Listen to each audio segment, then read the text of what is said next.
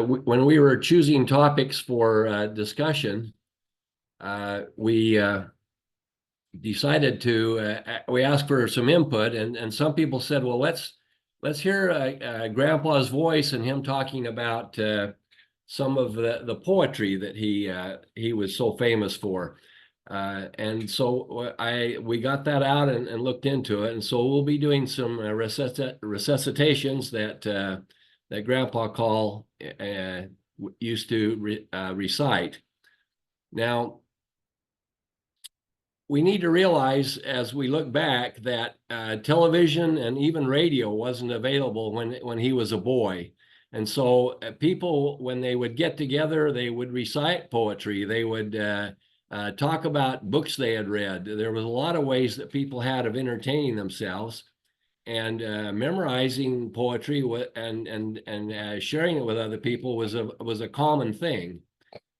I think it tells a lot about a person, the type of poetry that they chose to memorize. And I think if you'll think about it a little bit, the poems that we're going to listen to were chosen because of some of their content that Bowen involved himself with. Two of the poems that were recited the most were The Charcoal Man and Socrates' Schnooks.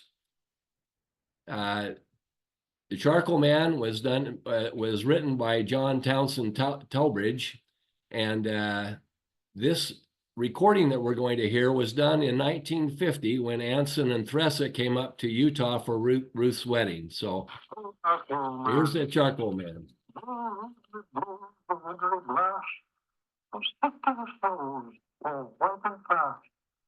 Mark Henry drives along the street, pushed high upon his wagon seat.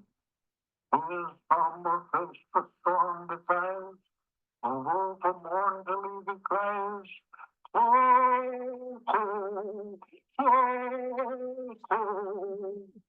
The echo fades and fall replies, "Oh, toll, oh, toll, oh, toll, oh, toll." Up down amongst more sailors Billy round. The dusty grinds his ancient hat, and comes back upon the mat. His arms to see his physical, and the devilish shine.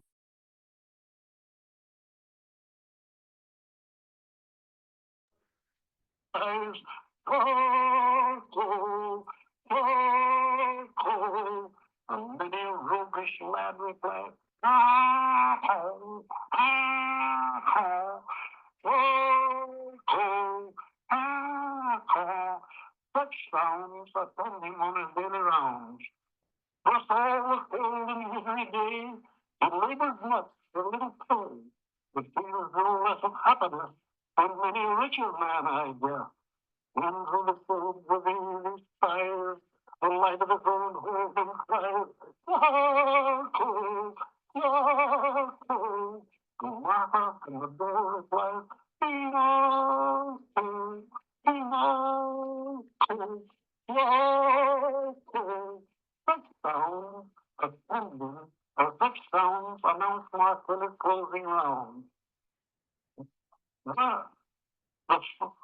fire is, the path is warm, the fire is bright. And while this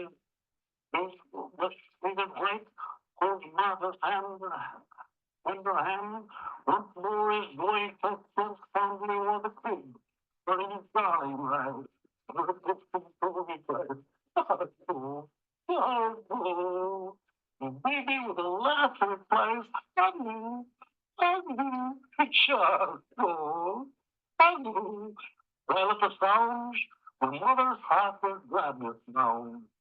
When honored big at Clark's old man, this is an African, is not for you who tends to be a better clad, little better clad than he is honest man who despise, although from morn till eve he cries, "Go, go, go, go." I can take the far replies, "Oh, oh, oh, oh, oh, the sound announced my feelings daily round. So we don't know a lot about charcoal and heating homes that way. That was something that Bowen would have been familiar with, and something that was done quite a bit around the turn of the century, I mean, much earlier than that.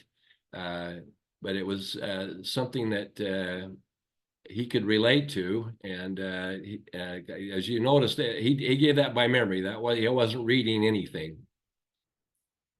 Thank you, Father. That was given by Father Anson B. Call, whose father is now 86 years old. Okay, so that was my mother talking about that. He was 86 years old in 1950. Now, this recording was done at a family gathering at the Wells McAllister home, and it was done on a vinyl record. This is not the same play. I got that off the internet. But this is a picture of one of the recordings that they had that was done in 1945, and they used a vinyl record, and they used one needle to record it with, and then they would use another needle to play it back with. So it does sound a little scratchy, but it was done on a vinyl record back in 1950. This is one of the happy times of our lives tonight, reviving our charcoal burners' memories. We're part of the Call family, you know, and I'm sure that we are representative of the whole family when we say that we love the charcoal burner as part of our heritage and our childhood memories. Okay, so that was just another comment that was made that same evening. Father, when did you learn this charcoal man? About 75 years ago. Where were you? Did you learn this at the University of Utah? No, before I was old enough to attend the university. So he had been reciting that poem for 75 years, and I think he did really quite well. Now there's another poem that he recited, and it was called Socrates Schnooks by Fritz Hugh Ludlow, and we'll listen to that. Socrates Schnooks, the Lord of creation, for the second time entered the marriage relation. The scientific light accepted his hand, and it thought him the happiest man in the land. For scarce had the honeymoon passed over his head, when one morning the scientific Socrates said, I think for a man of my standing in life, this house is too small, as I now have a wife. So as early as possible, Socrates was sent for, to widen my house and my dairy. Now, Socrates, dearest, Xanthippe replied, I hate to hear everything vulgarly mine. So, whenever you speak of your chattels again, say our cow house, and our barnyard, and our pig pen. And by your weakness, I will say what I please of my houses, and my lands, and my gardens, and my trees. Say ours! Xanthippe exclaimed in a rage. I won't, Mrs. Soot, though lasted an age. Oh, woman, though only a part of man's rib, if a story in Genesis don't tell a fib, if your naughty companion your quarrel with you, you're certain to prove the best man of the two. In the following proof, this was certainly true. For the lovely Xanthippe just slipped off her shoe, and laid about him on all sides at random, the adage was verified, and il desperandum. Socrates looked at the time in vain, to ward off the blows which descended like rain. Concluded that valor were not the best part of discretion, kept under the bed like a terrified victim. The dauntless Xanthippe, not one whit afraid, considered a siege of a blockade. At last, after reasoning the thing in his fate, they concluded it was useless to strive against fate. And so, like a tortoise, protruding his head, said, My dear, may we come out from under our bed? Ha ha! She exclaimed, Mr. Socrates, look. I see you agree to my terms by your look. Now, Socrates, hear me. From this happy hour, if you only obey me, I'll never look sour. This threat that next Sabbath, ere going to church, he chanced for a clean pair of trousers to search. Having found them, he asked, with a few nervous speeches, well, my dear, may we put on our new Sunday breeches? So that was something that the kids were always enjoying listening to, and he recited them quite regularly. Now, once in a while, his children would ask for a story, and there was one that he could usually be count on to told, and that story has been passed on down through generations. So I'm going to ask Ken Call, Dixon, to unmute and tell us the story. Will you, Ken? Can you hear me? I can. Go ahead. Okay. This is a story that's I've heard all my life, and it goes: once upon a time, there's a man with two dogs, a short-tailed dog and a long-tailed dog. One day, the short-tailed dog bit off the long-tailed dog's tail. Then the man had two short-tailed dogs.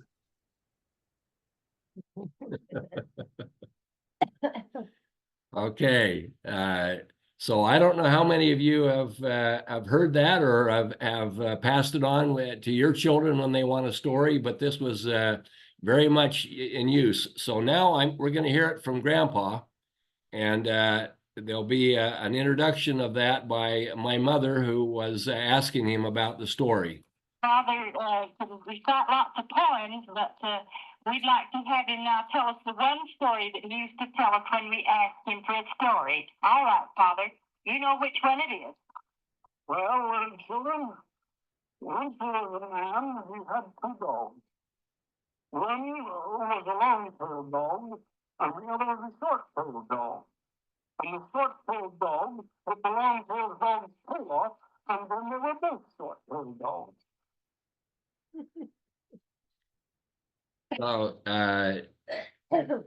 this is, as I said, this is something that a lot of people have heard in the family and used it. Or are there other people there and they're listening that have used this story with their children?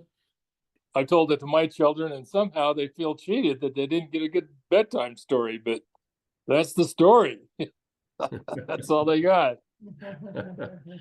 Okay.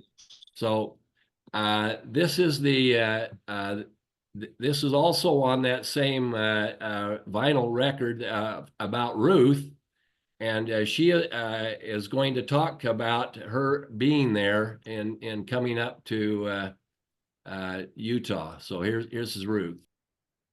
This is Ruth. I guess I'm responsible for having Father and Aunt Teresa visit Utah. I mean, by that, the occasion of my marriage is the thing that brought them here, mostly. Okay, so I talked to Barbara and Richard and asked if that sounded a lot like their mother, and they said that they didn't recognize her voice very well with that, but anyway, it was they passed around the microphone and had different people that evening talk, and that was Ruth just explaining about why she was there. These recordings are available.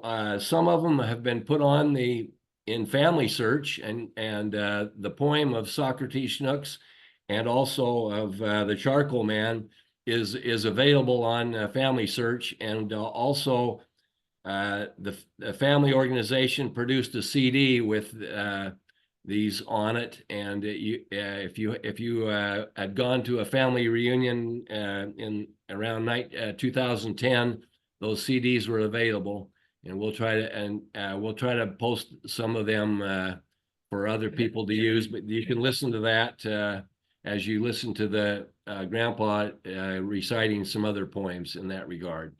So I just, to me, being able to hear his voice and to be able to look at the words of the poem and make it more meaningful, and can help us appreciate a man, and it was